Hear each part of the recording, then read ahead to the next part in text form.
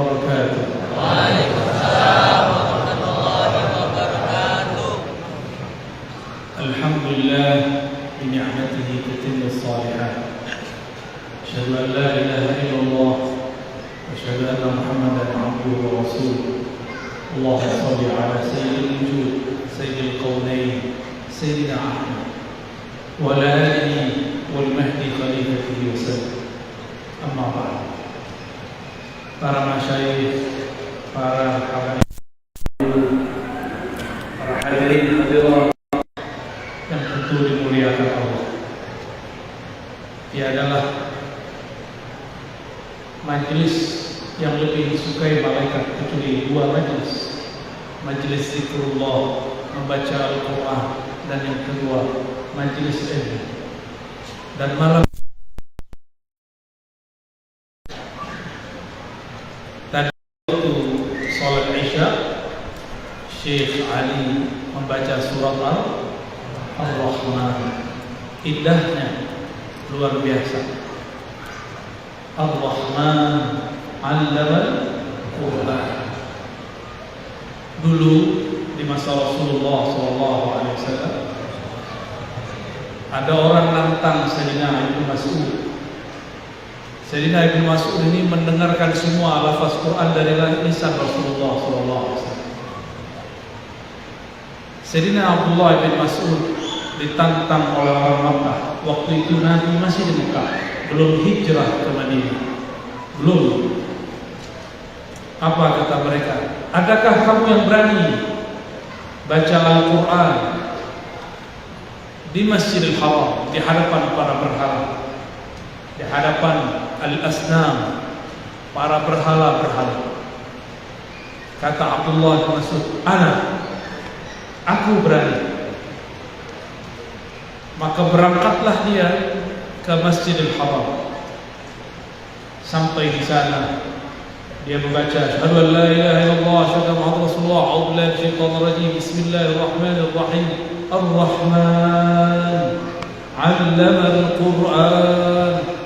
Orang-orang kafir yang sedang tawaf kepada berhala langsung berhenti melihat siapa yang berani menyebut Ar-Rahman. Khalaqal insan 'allamahul bayan. Maka semuanya berhenti dan mereka mendekati Abdullah bin Mas'ud. Ketika Abdullah bin Mas'ud meneruskan bacaannya, salah satu mereka mulai menggebuki, pukul, dorong. Dia pukul. Alhamdulillah, tadi Syekh Ali baca Ar-Rahman tidak ada yang memukul. Alhamdulillah. Coba kalau hidup di zaman Rasulullah, saya yakin kita tidak kuat. Tidak kuat. Tapi di akhir zaman ada ujian yang lebih berat. Bertemu orang yang banyak dustanya. Al-Kazzab, Sayyidul Kazzabi, Dajjal. Itu musuh lebih berat.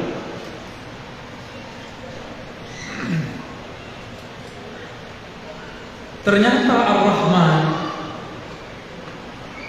nama ini sudah dikenal oleh orang Arab. Orang Arab Makkah musyrik. Mereka tidak sembah Allah langsung. Mereka menyembah Allah melalui berhala-berhala. Dan mereka kolektor. Tahu kolektor? Pengumpul, jami'ul asnam. Kolektor berhala. Mending kolektor duit, ini kolektor berhala. Mending kolektor ijazah dan sanad, ini kolektor berhala. Mulai dari syaitan bernama Latta, Uzza, itu nama iblis semua, yang menjelma jadi dewa. Ternyata ketika orang-orang musyrik Mekah berangkat beli barang di Yaman, saya lihat ada wajah-wajah keturunan Yaman sebagiannya. Yaman Lamu. Apa lama ya? Lama atau Lamu? Lama. Lama ya. Sampai di sana sudah ada tempat-tempat ibadah orang Yaman. Orang Yaman ternyata terbagi dua. Satu penyembah Isa, satu menyembah Rabb Isa. Dan mereka menyebut Allah dengan Rahman atau Rahmanan. Jadi orang-orang Yaman menyebut Allah Rahman. Usud punya usud. Mereka belajar agama ini dari misionaris dari Ethiopia, Raja Habasyah, seorang Nasrani yang menyembah Allah, mencintai Isa. Ketika disebut Ar-Rahman, maka orang-orang Arab Yaman senang. Berarti ini nama Tuhannya. Tapi orang-orang kafir Quraisy, musyrik Quraisy tidak senang. Ya? Maka dalam hadis dikatakan, "Ma sami'at Quraisy", tidaklah pernah Quraisy sami'at, mendengarkan surat Ar-Rahman sampai Abdullah bin Mas'ud membacakannya di Al-Masjidil Haram. Selesai kisah Abdullah bin Mas'ud, tiba-tiba Rasulullah berkalam. Apa kata beliau? Sesungguhnya aku melihat kaum jin lebih cepat responnya, jawabannya ketika mendengarkan surat Ar-Rahman daripada kalian. Ra'aitul jinna, ra'aitul jan asra'u jawaban minkum, lebih cepat menjawab daripada kalian. Kalian ketika Allah bertanya, "Fabi ayyi ala rabbikuma tukadziban?" Diam-diam aja kan? Diam kan? Nah, malam ini kita turunkan satu riwayat, satu ilmu. Kalau ada imam baca surah Ar-Rahman, setiap ayat itu dibaca, apa jawabannya? Ini diriwayatkan oleh Imamuna Abu Isa At-Tirmidzi, Imam Tirmidzi, murid Imam Al-Bukhari, kawan Imam Muslim. Apa kata Nabi? Ketika aku membaca ayat ini, "Fabi ayyi ala'i rabbikuma tukadziban", maka kaum jin menjawab. Apa jawabannya? "Ya Rabb, ma kazzabna bi ni'matika", kami tidak mendustakan nikmat Engkau. Ya Rabb, kami tidak mendustai nikmat-nikmat Engkau. Kalau tidak bisa bahasa Arabnya, cukup baca di hati. Ya Allah, kami tidak mendustakan nikmat Engkau. Ya, nanti kalau Syekh Ali datang lagi baca Ar-Rahman, dalam hati baca Ya Allah, dalam hati, bukan dilafazkan. Ya, la tatalafaz, kecuali pakai bahasa Arab. Ya, ma kazzabna ni'matak, boleh ya, jamak, boleh mufrad. Kami tidak akan mendustakan nikmat-nikmat Engkau. Ar-Rahman, ini nama Allah yang berarti maha kasih sayang kepada semua makhluk. Apakah itu manusia, apakah dia beriman ataupun kafir, apakah dia hewan ataupun tumbuhan, apakah dia bebintangan ataupun pulau-pulau, gunung-gunung, semuanya dapat rahmannya Allah Subhanahu wa ta'ala. Jadi Rahman, kasih sayang Allah li jami'i khalqih, untuk semua makhluknya. Maka siapa saja yang menyayangi semua makhluk, dialah Abdur Rahman, dialah Abdur. Tapi sayang sekali, banyak orang sekarang beragama baru tahu 1-2 ayat, baru mengerti hadis kullu bid'atin dhalalah, sudah berani membenci guru, sudah berani membenci syekh, sudah berani membid'ahkan tuan-tuan syekh yang mereka sudah bertahun-tahun mengabdikan melayani umat. Sungguh sayang, sangat disayang. Kita pun kasihan dengan orang seperti itu. Kita tidak pernah benci. Jika antum menyaksikan saya mengkritisi satu kelompok, saksikan, saya tidak membenci mereka. Saya sayang kepada mereka. Kadang sayang itu bentuknya lembut. Kadang kalau kita melihat anak kita salah, kalau kita sayang, marahi dia. Rahman Ar-Rahman. Siapa yang hatinya sudah terisi nama Rahman, pasti dia sayang semua makhluk.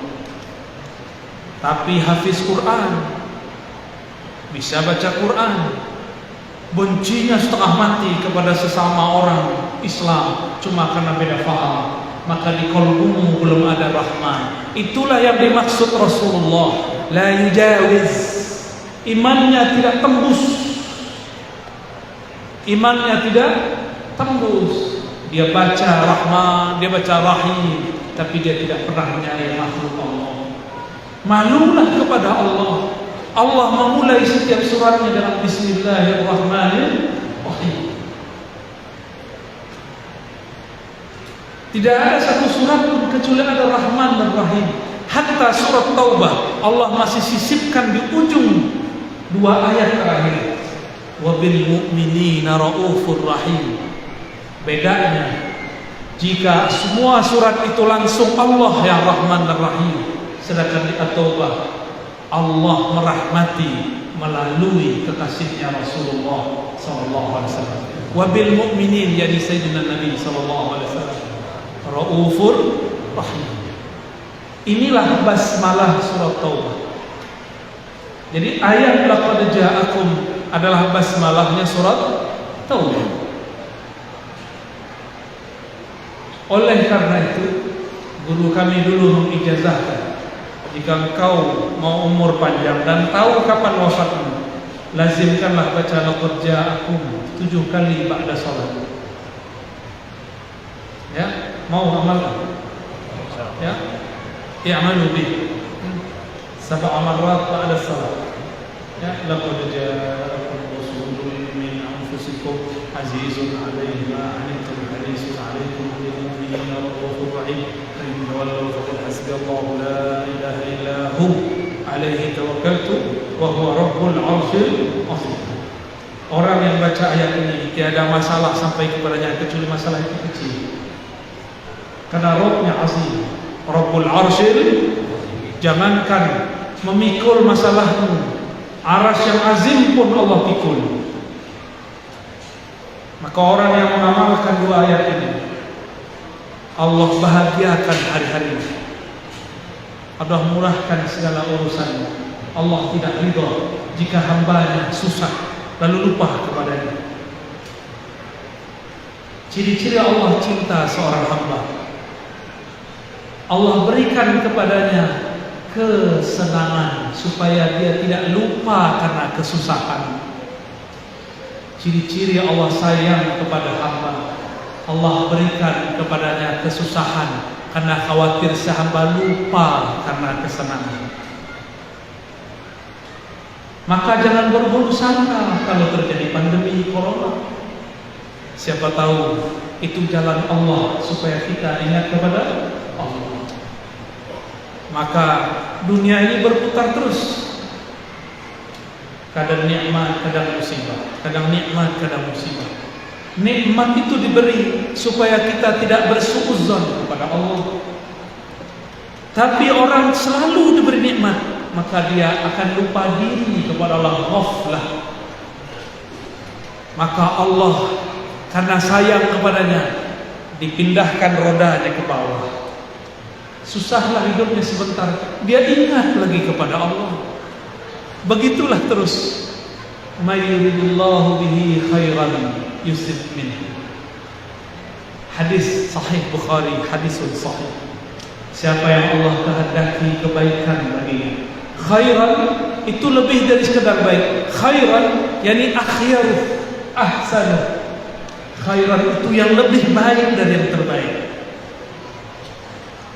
Khairan itu sesuatu yang Allah pilihkan, bukan si hamba yang memilih. Allah lah yang memilihkan. Siapa yang Allah kehendaki kebaikan yang lebih baik baginya, maka dia uji yusib minhu, maka dia sapa. Dan musibah ada dua, ada bisyar, ada bil khair. Kif mada yaqulu rabbuna wa nabluukum bisyarri wal khair. Masya Allah, kami uji kamu. Balak bahasa Arab artinya uji, diombang-ambing, diaduk-aduk, perasaannya diaduk-aduk. Lawannya bukan musuh yang di luar sana, lawannya dirinya sendiri. Tersinggungkah dengan kawannya? Tersinggungkah dengan orang beda faham dengannya? Jika itu terjadi, maka dia diuji. Diuji dengan khair, juga dengan syar, dengan kebaikan, juga dengan keburukan. Maka nikmat itu juga ujian, sebagaimana musibah itu juga ujian. Pilih mana, Pak? Maunya yang enak-enak? Tak bisa. Saya mau tanya, Bapak Ibu, sayang anak? Sayang anak, mau gak anak tidak diuji? Maunya gitu ya? Maunya gitu. Oke, besok pas UAS, ujian akhir semester, nama anak kita tidak tercantum dalam daftar siswa yang diuji. Padahal Bapak Ibu sudah bayar, mau? Paham maksud saya? Kalau mau naik kelas, namanya harus tercantum sebagai orang yang diberi musibah. Bahkan kita cari-cari musibah itu ya. Sekolah itu kan musibah akal. Ya, mana yang muda-muda? Betul deh. Sekolah itu musibah akal. Nulis skripsi, meledak kepala. Alhamdulillah, saya diizinkan Allah nulis tesis untuk magister, nulis disertasi untuk S3. Hampir-hampir meledak juga. Justru saya daftar, Pak, minta diuji. Waktu kami S3, zaman-zaman kami dulu S2, ujian satu buku itu 7 kali. Waktu S3 sudah dikurangi jadi 5 kali. Kalau nama tidak muncul di daftar ujian, kita datang marah-marahi petugas. Nama saya kok nggak masuk? Kenapa manusia menuntut diuji untuk masalah akalnya? Karena dia tahu ujungnya dapat gelar doktor, LC, MA, sarjana alam gaib, SAG, SH, sarjana haul. Apa lagi?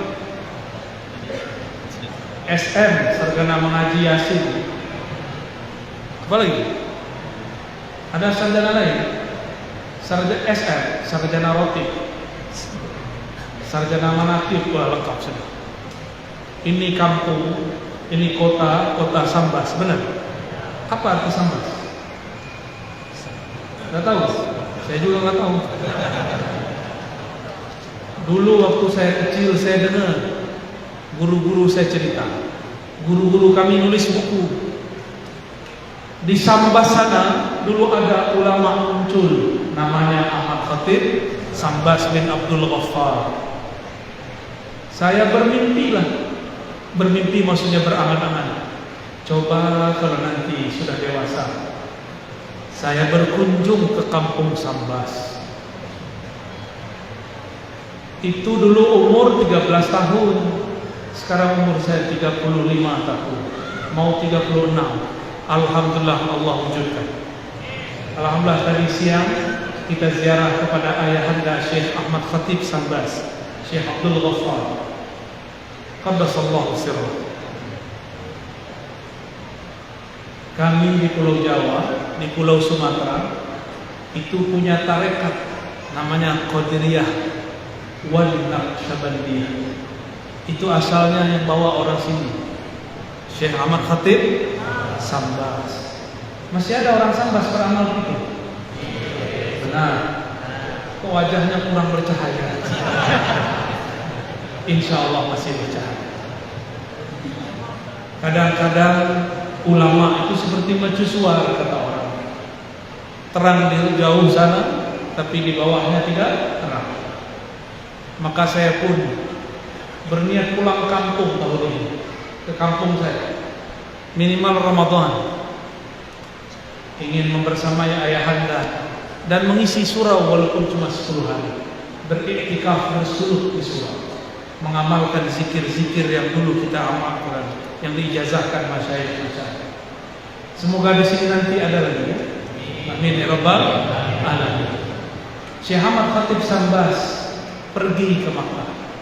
Sampai di Makkah diremehkan banyak orang. Maklum, muka-muka Melayu, hidung mancung ke belakang. Ya kayak kita ini kan mancung ke belakang, kalau ini mancung ke samping. Akhirnya beliau ini karena wajahnya muda, orang Melayu, jenggotnya sedikit. Ini coba lihat jenggotnya. Padahal saya lebih tua 4 tahun daripada dia. So, karena saya lebih tua saya daripada Syekh Ali.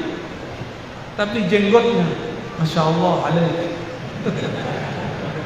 Dulu Syekh Ahmad Khatib Sambas jenggotnya seperti saya, bahkan kurang, umur 19 tahun jenggot belum ada. Paling seperti tusuk sate. Ya, kayak antum ini, ini kayak gini. Padahal umur sudah 91 ya. Syekh Ahmad Khatib Sambas belum jadi syekh, tidak diterima talaqi oleh masyayikh Arab.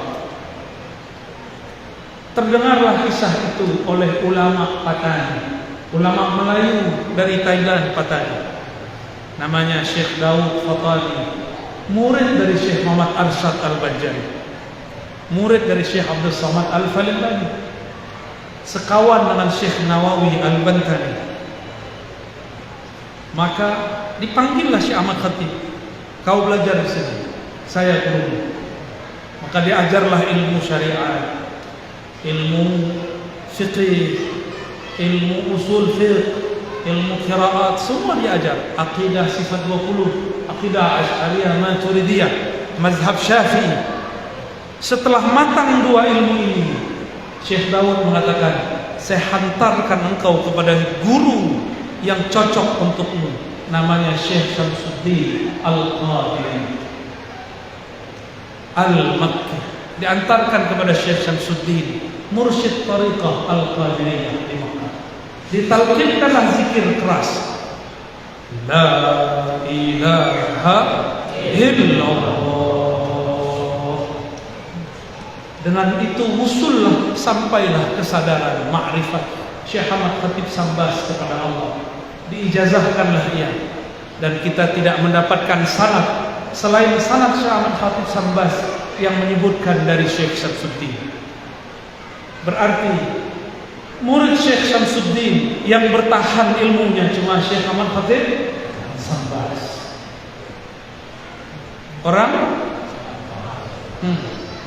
Tapi orang Sambas meremehkan zikir ini. Ya, saya dengar-dengar sudah mulai ada yang membid'ahkan.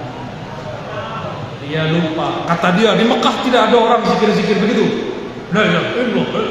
Ya salam ya akhi. Dulu ilmu ini diambil dari Mekah. Ente datang ke Mekah zaman now. Zaman now Mekah dikuasai Al-Wahabiyah. Saudara kita, masih saudara kita, jangan benci. Wahabiyah ini sangat keras. Mereka tidak bermazhab. Mereka anti mazhab dan menganggap sufi-sufi penyembah kubur, musyrik, khurafat. Kebetulan ini mantan. Dia lebih lama mantannya daripada saya. Ya. Jadi dia tanya sama saya, ya, kamu dulu kalau dengar sufi gimana? Sufi musyrik, saya bilang gitu. Oh sama. Pos dulu. Sama-sama mantan. Ya. Jadi kami itu kalau ngelihat ada orang dulu pergi ziarah-ziarah kubur, ubadul kubur, penyembah kubur, suuzon. Ada nggak orang Sambas sujud ke kubur? Ada. Orang Sambas ke kubur mendoakan ahli kubur, bukan minta ke kubur, ya betul. Kita tawassul tidak minta kepada wali, kita tetap minta kepada Allah. Kenapa sebut wali? Karena kita bersanad kepada wali. Laulal murabbi ma araftu rabbi. Kalau tidak ada guru, mursyid, murabbi, kita tidak kenal Rabb Allah Subhanahu wa ta'ala. La yashkurullah, la yashkur, tidak bersyukur kepada Allah. Malam yashkurin nas, yang tidak berterima kasih kepada manusia. Dan dua golongan manusia yang paling berhak kita berterima kasih. Satu, walidna, orang tua kita di sini. Yang kedua, murabbi ruhina, guru kita. Orang tua doa, ya Allah mudahkan rezeki anakku. Orang tua. Tapi kalau guru berdoa, ya Allah mudahkan rezeki muridku, mudahkan urusan dunianya, selamatkan dia sampai akhirat. Lebih sayang guru atau orang tua? Guru. Guru tiap hari doakan murid supaya selamat dunia akhirat. Orang tua paling cuma mendoakan selamat di dunia. Maka beruntunglah orang tua yang mendoakan keselamatan anak dunia akhirat. Maka Bapak Ibu, malam ini mulai kita ganti doa kita sebagai orang tua. Doakan anak, ya Allah selamatkan anak-anakku, saudara-saudaraku, dunia dan akhirat. Mudah tuh? Susah nggak? Mukmin yang dicinta Allah, mukmin yang mendoakan saudaranya. Maka disebut dalam hadis Muslim, doa paling mustajab, doaul muslim li akhi, doaul mukmin li akhi, doa seorang mukmin kepada saudaranya. Dan yang paling banyak mendoakan saudaranya adalah Rasulullah SAW. Lalu pewaris-pewaris Rasulullah SAW. Itulah sebabnya kenapa guru-guru mursyid diberkahi Allah, karena dia sayang kepada makhluk, dia mendoakan semua makhluk. Ya, guru-guru itu susah hatinya kalau melihat muridnya susah. Tapi apalah daya, dia pun hidup tidak begitu enak, tidak begitu sempurna. Maka Bapak Ibu saudarakan Allah, mengingat sejarah yang sangat mahal ini, mari bangkitkan kembali semangat rohani yang dulu dihidupkan oleh Syekh Ahmad Khatib Sambas. Dulu beliau pulang, ketemu Belanda balik. Sekarang nggak ketemu Belanda kan? Nggak ada yang melarang zikrullah. Tanya sahabat saya ini, di Indonesia lah tempat paling bebas ngajar ulama. Sahih? Indonesia baladna hada biladkum. Sah? Nah, lidawah wa ta'lim. Di Mesir buat majelis begini datang askar. Mana izin? Sijil. Hatta liyaum, sampai sekarang. Apalagi pandemi, dah dapat izin, Pak. Fabi ayyi ala'i rabbikuma, nikmat apa lagi yang kamu tidak syukuri? Mulailah mendoakan ulama dan umara. Maka di khutbah-khutbah saya mengajak semua ulama, kritik silakan, tapi doakan mereka. Sepakat? Sampaikan kritik, tapi jangan lupa mendoakan. Emang enak dikritik doang? Kita aja dikritik gak suka, apalagi kita musuhan. Orang kritik kita baik-baik pun susah terima, apalagi antum kritik dengan kata-kata kasar. Maka berkata-katalah kata yang baik. Ya. Dalam hal ini saya bersyukur bertemu saudaraku-saudaraku semua, orang-orang yang mencintai Syekh Ahmad Khatib, wali min auliyaillah. Di Pulau Jawa ada Jawa Barat, ada Jawa Tengah, ada Jawa Timur, ada Banten. Di Banten ada Syekh Asmawi, bertorikot Qadiriyah, Naqsyabandiyah, jalur Syekh Ahmad Khatib. Di Jawa Barat ada Abah Anom. Abah Anom itu bahasa Melayu Syekh Muda. Di kampung saya, kalau orang dapat ijazah tarekat dia masih muda, dapat gelar Syekh Muda. Tapi saya nggak mau terima gelar itu, saya gelarnya Syekh aja. Nggak mau dapat gelar muda, sok-sok tua. Ya. Dan alhamdulillah guru saya tidak bilang kamu tidak syekh muda, kamu syekh. Dulu waktu masih umur 27 tahun diijazahkan thariqah Naqsyabandiyah oleh guru.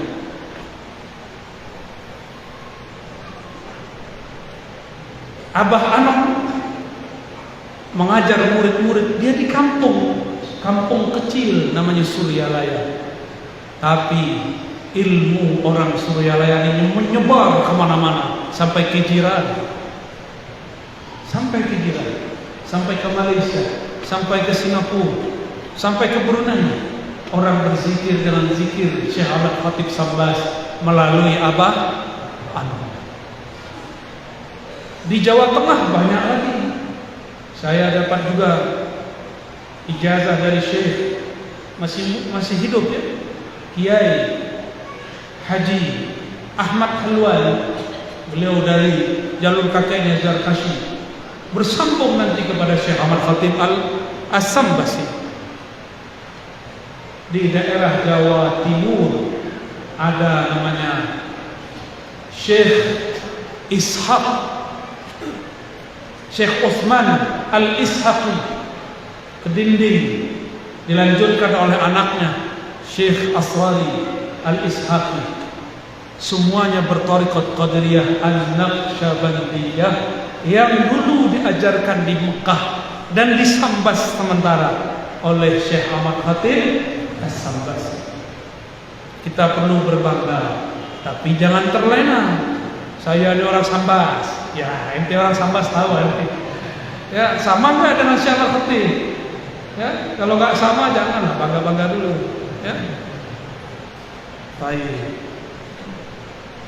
Sudah ada ilham dari thariqah Al-Smartphoniyah, thariqah baru bid'ah.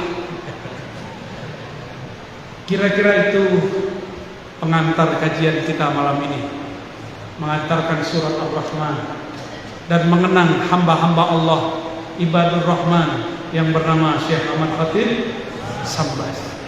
Semoga yang hadir diberkahi Allah. Amin ya rabbal alamin.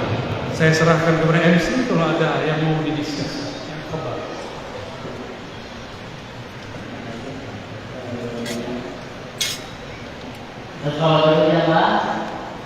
Allahumma shalli ala sayyidina Muhammad.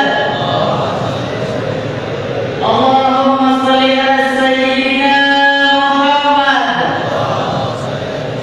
Allahumma shalli ala sayyidina Muhammad.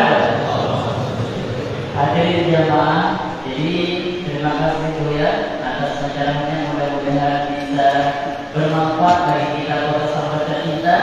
Mudah-mudahan menjadi ilmu yang bisa diambil manfaat, kemudian bisa disampaikan kepada saudara-saudara khusus di kota Sambas kita. Baik, untuk acaranya kita buka sesi tanya jawab. Jadi untuk sesi tanya jawab ini, untuk sesi pertama mohon izin kita bagi menjadi 2 sesi insyaallah. Untuk sesi pertama kami persilakan untuk 2 orang penanya, baik jamaah laki-laki maupun jamaah perempuan. Silakan. Mohon izin panitia.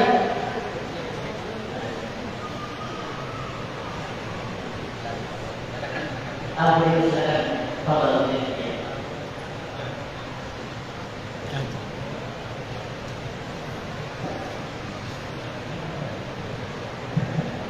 Bismillahirrahmanirrahim. Assalamualaikum warahmatullahi wabarakatuh. Allahumma shalli ala sayyidina Muhammad wa ala ali sayyidina Muhammad. Mohon pertanyaan ya mengenai mursyid. Bagaimana cara kita untuk mengetahui bahwa seseorang itu adalah mursyid, dan bagaimana sikap kita untuk kepada beliau, karena di dalam sekarang ini banyak pemahaman-pemahaman yang memang berbeda, dan untuk mencari mursyid itu memang sudah susah ya. Sudah seperti dahulu. Dan bagaimana contoh mursyid yang sebenarnya itu. Assalamualaikum warahmatullahi wabarakatuh. Langsung jawab ya. cara cari mursyid. Mursyid itu ada dua. Ada mursyid kolektor sanad, ada mursyid wali Allah, kolektor rahmatullah, kolektor pengumpul ma'rifatullah. Kalau mursyid pengumpul ijazah, banyak hari ini dapat sanad tarekat, ijazah tarekat, banyak hari ini. Tapi mursyid ruhani yang musul ila hadratillah tabaraka wa ta'ala, nah itu sangat-sangat jarang. Maka bagaimana cara menemukan mursyid? Pertama istikharah, kedua musyawarah, ketiga isyarah. Min sa'adatil mar'i ay yastakhira ila Allah fi amri, rawahu Ahmad wa kadzalika rawahu Tirmizi bilafzi. Ciri-ciri orang sukses, bahagia, selamat, beruntung, dia mulai berguru, bekerja, apapun itu dengan istikharah. Jangan istri dulu baru farah. Jadi jangan cuma mau menikah istikharah, berguru pun istikharah. Istri teman tidur, teman makan, teman hidup, tapi enggak teman mati. Dia mati, kita masih hidup. Atau kita mati, dia hidup. Satu hidup, satu mati. Katanya sehidup. Tapi kalau guru kita bawa ilmunya sampai ke alam barzakh, kita bawa sampai kepada mahsyar, ke mizan, sampai ke sirat. Jadi pertama apa? Sudah musyawarah, minta nasihat kepada ulama yang mengerti tasawuf. Jangan seperti di YouTube itu nanya tasawuf sufi kepada pembenci sufi. Apa kata dia? Sufi zindiq. Ya salah. Jadi kalau bertanya kepada ahlinya, antum sakit jantung, datang ke dokter mana? Ke dokter umum. Bahlul itu, ya. Sakit paru, datang ke dokter jantung. Lebih bahlul lagi. Kenapa orang-orang dalam beragama tidak sepintar ketika dia sakit badannya? Jika sakit rohani kolbu, datang ke ahli kolbu. Tanya kepada ulama yang mengerti kolbu. Jangan ulama yang tidak mengerti kolbu, yang hatinya kelabu dengan kebencian. Kelabu dengan dosa, Allah ampuni. Tapi kelabu dengan kebencian, Allah tidak ampuni. Semua kita ada kelabu syahwat. Di kolbu ini ada belenggu-belenggu syahwat, Allah ampuni. Kita naik turun iman kita karena syahwat, Allah ampuni. Tapi kalau di dalam kolbu antum ada kebencian, suudzon, Allah sulit mengampuni. Ya. Dan yang ketiga isyarah. Bertanya seorang sahabat kepada Rasulullah SAW, Man awliyaullah? Faqala sallallahu alaihi wasallam, Man idza dzukirallah. Siapakah wali Allah itu wahai Rasulullah? Lalu Nabi menjawab, orang yang jika engkau pandang mereka, yang jika mereka dilihat, diingat, dikenang, disimak kajian-kajiannya, kalam-kalamnya, petuah-petuahnya, zukirullah, mereka itu membuat kita ingat kepada Allah. Kalau sudah bertemu yang begitu, pastikan dia mursyidnya itu mursyidnya kita. Jadi mursyid bukan yang berserban, ya. Itu mah gampang, Pak. Ini wajah-wajah preman, hidung mancung dikit, brewok, kasih serban. Syekh. Apa itu yang syekh? Ya? Ini wajahnya cocok ini. Wajahnya cocok, datuknya. Ini datuk ini di Sumatera Barat, dia datuk. Sampai di sini duduk di bawah. Ya. Udah brewok, hidung mancung, ya. Kasih serban. Jadi Habib, Habib Wahabi. Marga itu apa? Marga Satwa. Baik. Bukan itu yang kita cari. Kalau antum mengatakan guru mursyid itu orang-orang yang berserban di Yaman, nyabit lumpur pakai serban.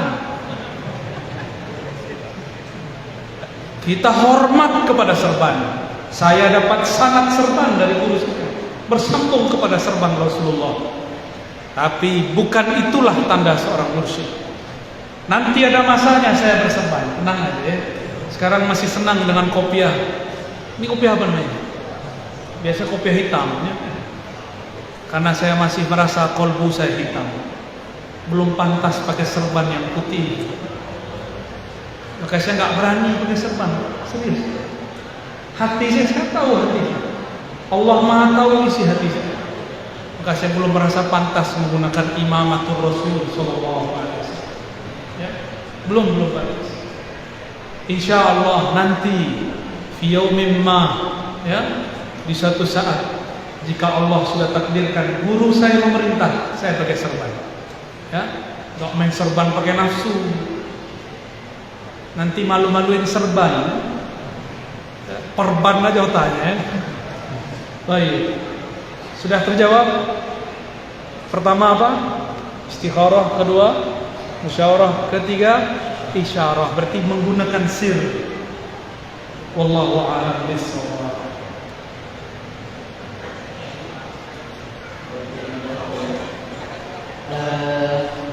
Jadi untuk pertanyaan kedua kami berikan kesempatan kepada jamaah ibu-ibu, ya kan? Dan sendiri mungkin Ilal ummahat. untuk memberikan mikrofon. Ummahat. Kita kan lebih siang. Bisa. Negara bersama yang sama sebelum dalam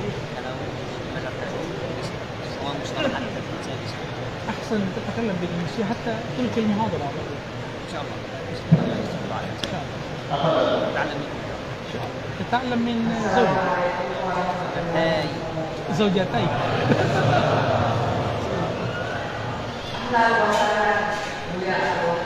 أهلا بك.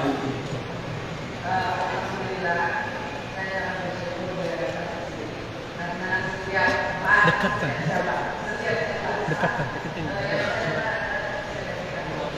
Mohon mikrofon dan yang saya tanyakan Abuya, ketika itu nama Abuya yang terbaik adalah wajah Abuya. Nah, setiap saya mau sholat, ketika mengingat Allah, saya itu mau ingat Allah, kadang saya kosong, jadi saya mau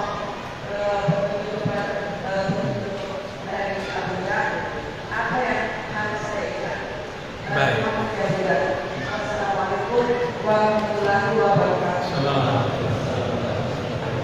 Qul in kuntum tuhibbunallaha fattabi'uni. Jika engkau cinta mahabbah kepada Allah, mahabbah kepada Allah puncaknya ada dalam salat. Maka fattabi'uni, ikutilah aku. Rasulullah turunkan makna ayat ini. Sallu kama ra'aitumuni usolli, rawahul Bukhari. Kalau engkau sholat, sholatlah seperti engkau melihat aku. Maka sahabat sebelum sholat mereka membayangkan Rasulullah di depannya. Itu disebut Rabitatul Syekh, Rabitatul Mursyid.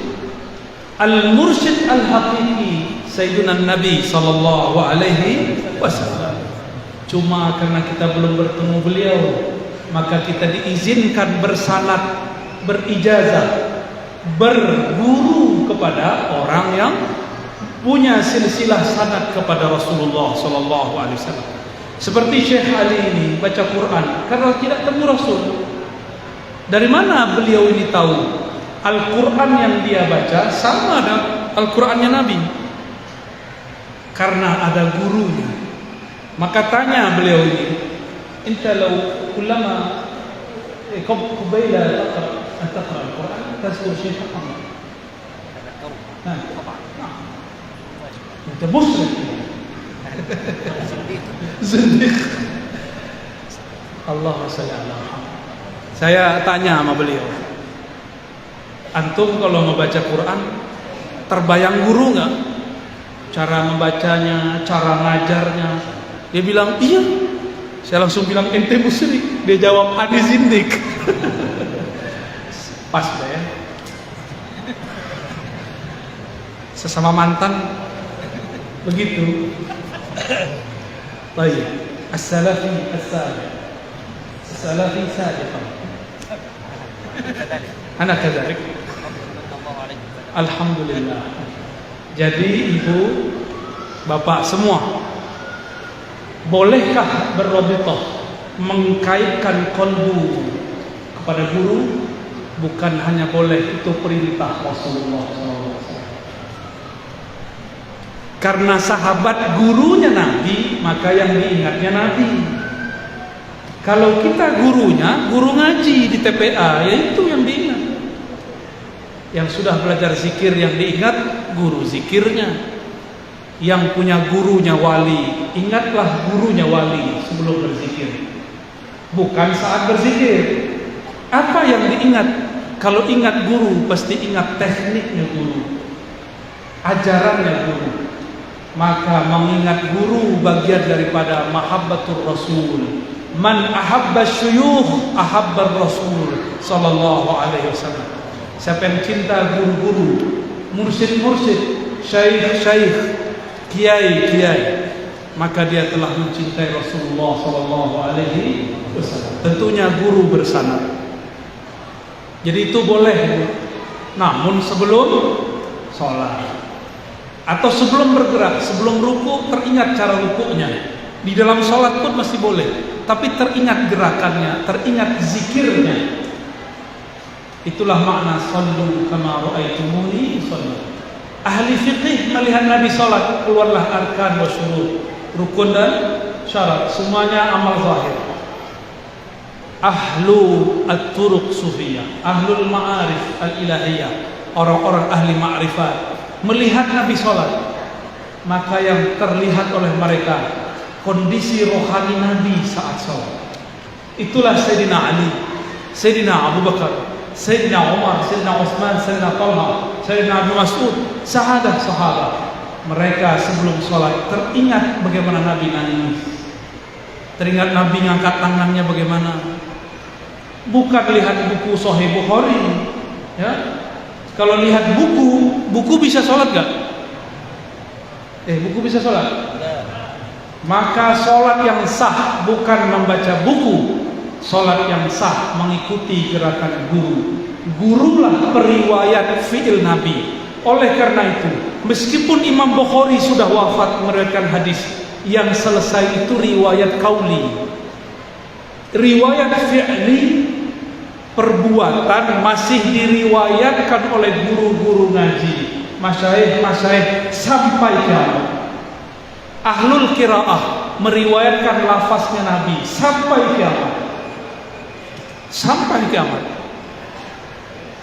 Yang berhenti cuma riwayat sahih Imam Bukhari. Tapi riwayat rohani Nabi tidak berhenti. Maka nur Rasulullah turun ke Sayyidina Ali, Sayyidina Abu Bakar, sahadah ulama sampai ke qalbu kita. Itulah yang bercahaya di qalbu. Itulah maksudnya jika engkau sholat, maka pandanglah aku. Sebagaimana engkau memandang aku, begitulah cara engkau sholat. Sebagaimana engkau memandang aku zikir, begitulah engkau berzikir. Tapi Nabi sholat,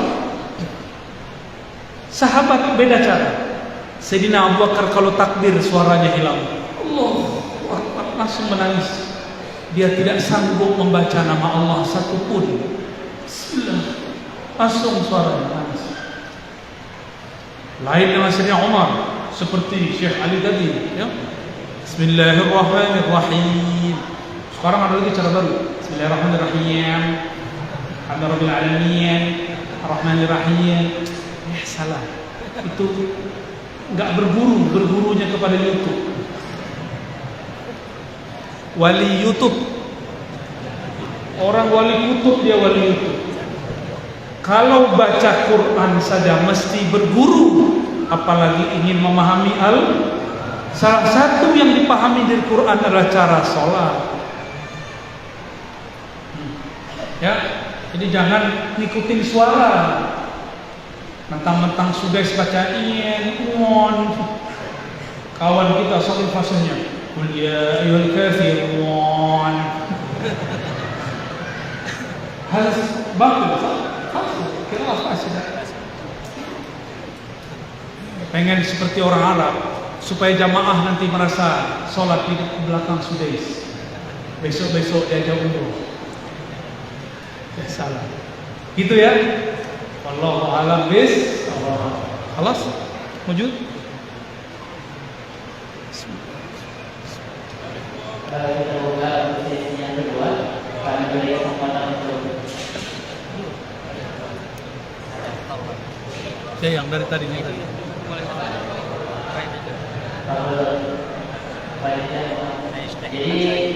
mengingat waktu, jadi mohon maaf kepada jemaah sekalian. Nanti mudah-mudahan doa bersama. Buya Bismillahirrahmanirrahim kembali sambat. Nanti kita bertemu wajah akan bertanya siapa. Doakan Allahu Akbar.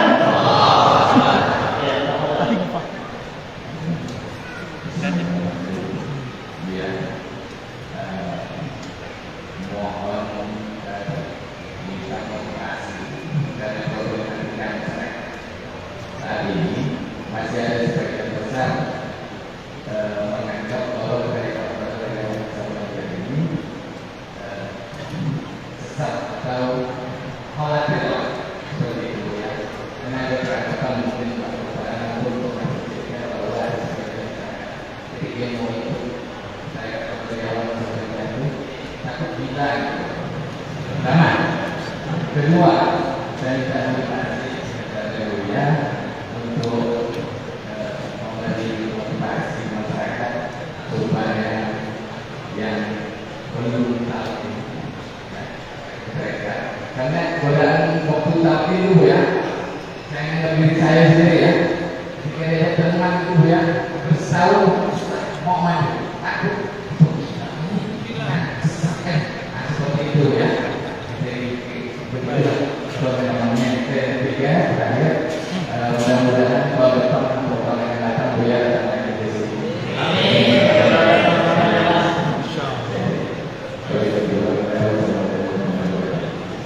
Bapak, saya gila.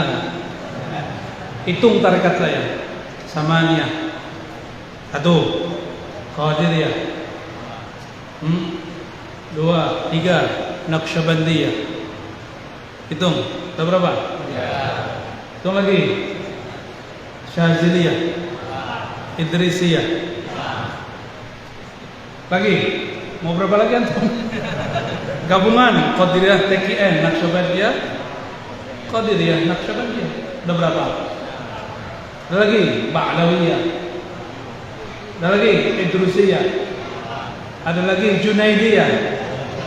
Mau berapa antum maunya? Ada Akbariyah. Ada Dusuqiyah. Bukan pusing antum kan? Saya gila enggak? Kalau dokter begini gila, kalian lebih gila lagi. Ya itu mungkin dulu ada kasus Pak. Ada kasus orang gila belajar thariqat tambah gila.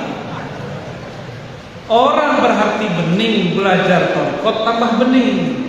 Orang cerdas belajar thariqat tambah cerdas. Ahli Quran belajar tasawuf tambah ikhlas. Murid saya ada dulu takut talqin zikir, gak mau belajar thariqat. Dia hafiz Quran. Hafiz Quran berapa juz? Kirain ada 31 kalau disambas. Dia bisa khatam sehari 40 kali. Saya tidak bisa pikirkan. Nah, dia khatam. Yom ini Sobat kan? Anak usul. Anak usul. Tilmis. Saya punya murid. Lalu kita bilang, udah kamu kalau punya murid jangan sampai 40, 10 aja sehari. Ya. Sayyidina Utsman samanya khataman. 8 khatam sehari. Ini dia coba 40. Enggak tahu sehari atau 10 hari sekali. Mungkin masuk ke alam lain dia. Yadkhulu ila alamil malakut atau jabarut. Wallahu a'lam. Sayyidina Jibril satu nafas khatam Quran 70.000 kali. Sayyidina Jibril, tapi nafasnya nafas Sayyidina Jibril. Bukan nafas kita. Ahlul haqaiq mengerti ini. Ya. Jadi ini bukan bab syariat lagi, sudah bab masuk ke alam rohani. Tapi dia nih kalau mau khataman pusing dulu. Oh, mau khataman takut salah. Mau mimpin jadi imam khawatir salah. Ini ada 2 orang yang begini. Takut ditalkin, tapi kemudian hatinya minta ditalkin. Kita talkin zikir. Sejak saat itu, kalau takrir 1 juz cukup 3 sampai 5 menit. Takrir selesai, langsung dia maju. Maka orang ahli Quran belajar zikrullah, zikir khafi, maka hafalannya tambah dhabit, tambah kuat. Ahli fikir belajar zikir, maka pemikirannya tambah tajam dan tenang. Hilanglah kesombongan. Orang kalau cuma belajar pemikiran, tidak belajar ilmu qalbu, bertambah ilmu, bertambah sombong. Mau? Tambah ilmu, tambah sombong, mau?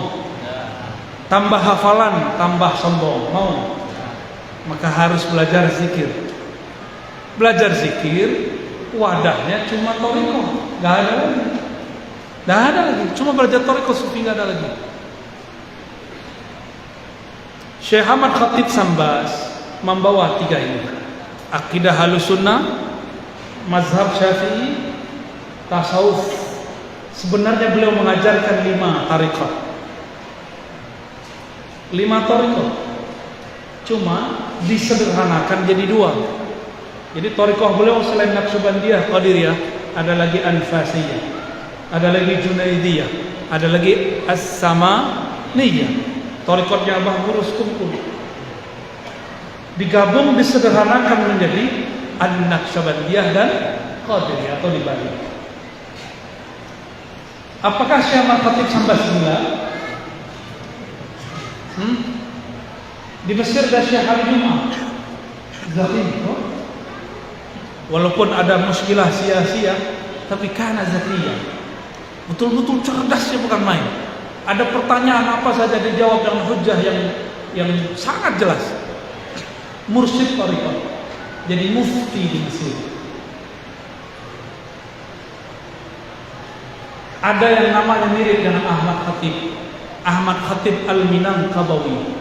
Beliau mursyid tariqat khalwatiyah. Tariqat apa? Gimana? Itu orang hebat semua, nggak ada yang gila. Antum yang gila. Jangan-jangan yang kita lihat itu orang gila belajar tariqat. Tapi ingat, ini bocoran rahasia kita. Setan gak boleh tahu. Setan itu gak rela orang kenal Allah. Iblis itu tidak ridho orang berzikrullah. Maka dia buatlah was-was dan isu. Dia buat opini, isya'ah, opini, isu bahwa bertasawuf itu junun, bertasawuf itu gila, supaya orang-orang yang separuh-separuh gila takut belajar tasawuf. Jadi yang benar, orang gila belajar tasawuf tambah, kalau orang waras belajar tasawuf tambah waras. Yang depan saya orang waras bukan? Pengen tambah waras? Pengen khusyuk? Belajar zikir. Cari gurunya. Ya, kalau masih ada di Sambas, temui mereka. Mohon maaf nih para mursyid, para wakil talqin, aneh kerjain antum ya. Nanti orang banyak datang ke antum semua. Saya pulang ke kampung saya, itu seorang mursyid datang. Dia marah habis saya. Apa kata dia? Karena kau nih. Loh, kenapa mursyid? Kenapa syekh? Karena kau nih 15 hari aku belum tidur. Loh, kenapa syekh? Mereka minta talqin semua. Mereka minta talqin semua. Ya saya bilang alhamdulillah. Ya dia alhamdulillah juga. Bahagia juga boleh. Alhamdulillah. Maka saya mengimbau kepada guru-guru mursyid, mulailah menata kembali biar rapi, jangan terlalu keras, jangan juga terlalu lembut, sedang-sedang saja. Jika bisa diringankan, ringankan, karena zaman sudah berubah. Orang sekarang sudah bertorikot baru, torikot smartphone ini, torikot baru. Haram bid'ah pakai tasbih subhan, tapi tidak bid'ah pakai ya. Begitu? Baik, cukup ya? Ada lagi? Kelas ya? Saya mau jalan lagi ke apa namanya? Singkawang. Mohon izin, tidak dapat salam-salaman, cukup dengan hati saja. Mohon doa selalu semoga saya istiqomah di jalan Allah. Doakan saya, keluarga, teman-teman, kawan-kawan istiqomah di jalan Allah. Saya doakan juga yang hadir menjadi kekasih-kekasih Allah. Al-Fatihah. Ya. Allahumma ya Rahman ya Rahim Karim. Wahai yang Maha Penyayang, sayangilah kekasih kami baginda Nabi Muhammad sallallahu alaihi wasallam. Shalli ala habibina sayyidina Muhammad. Allahumma balligh salamana wa tahiyyatana ila sayyidina Nabi sallallahu alaihi wasallam. Ya Allah, sampai juga salam rindu kami kepada baginda Nabi Muhammad SAW. Ya Allah, kalbu kami penuh dosa, kalbu kami penuh dengan noda dosa, kalbu kami di dalamnya ada zulumat, kegelapan-kegelapan, ada kejahilan-kejahilan. Engkaulah yang meneranginya, ya Allah, ya Nur, ya man huwa nurun ala nur. Wahai pemilik cahaya, wahai yang menerangi alam semesta, terangilah alam qalbu kami dengan nur mengenal Engkau, nur ma'rifat kepada Engkau, nur zikrullah, menyebut-nyebut nama. Ya Allah, saksikan malam ini kami mengakui semua dosa-dosa kami, semua masa lalu kami yang penuh dengan maksiat, semua masa lalu kami yang penuh dengan kegelapan, semua masa lalu kami dengan penuh kebanggaan. Hanya Engkaulah ya Allah yang dapat mengampuni. Meskipun dosa kami sepenuh langit dan bumi, ya Allah, ampunan Engkau memenuhi arasy-Mu, ya Allah. Maka birahmatika ya Rabb, faghfir lana wa li jami'il hadirin wal hadirat. Dengan rahmat Engkau yang maha luas, ya Allah, sayangi semua yang hadir, baik yang laki-laki ataupun perempuan. Allahumma ya Rahman ya Rahim ya Karim, birahmaniyatik Fakhtimna bihusnil khatimah. Ya Allah, dengan kasih sayang Engkau, ya Allah, maka hidupkan kami dengan nama-Mu, dengan mengenal Engkau, dan wafatkan kami dengan menyebut nama-Mu, dengan mengenal Engkau. Amin ya rabbal alamin. Rabbana atina fid dunya hasanah wa fil akhirati hasanah wa qina adzabannar. Bijahil Nabi sallallahu alaihi wasallam. Alhamdulillahi rabbil alamin. Mohon izin. Assalamualaikum warahmatullahi wabarakatuh.